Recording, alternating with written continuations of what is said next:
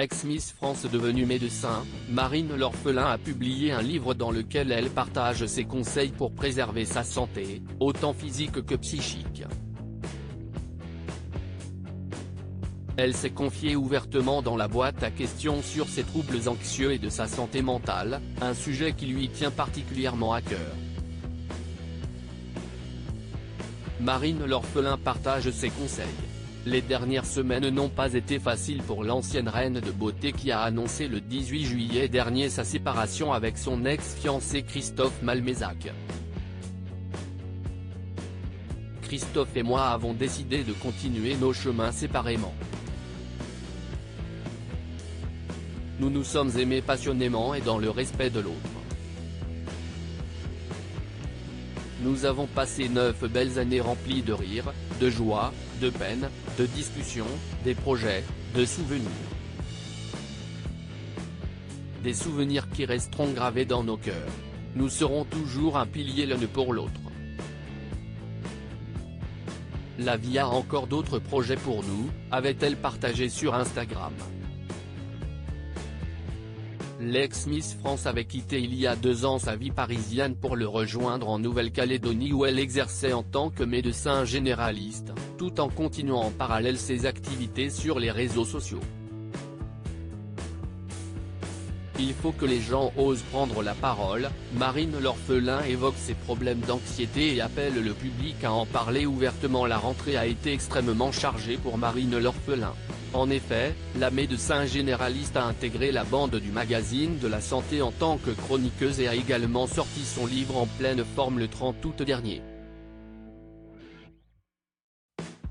Dans cet ouvrage, l'ancienne Miss France partage ses conseils pour préserver sa santé physique et mentale, ce qui lui tient beaucoup à cœur.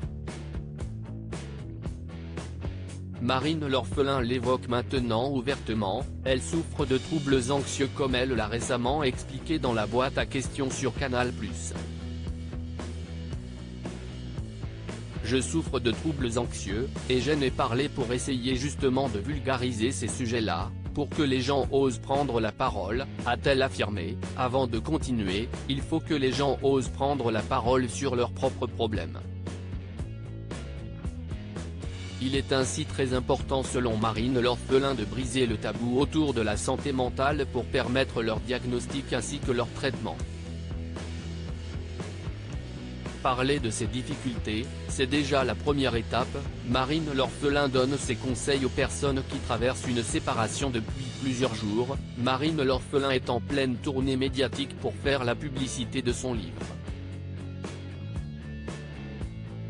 Elle partage ainsi de nombreux conseils à la télévision ou encore à la radio, notamment au micro de David Lantin sur France Bleu.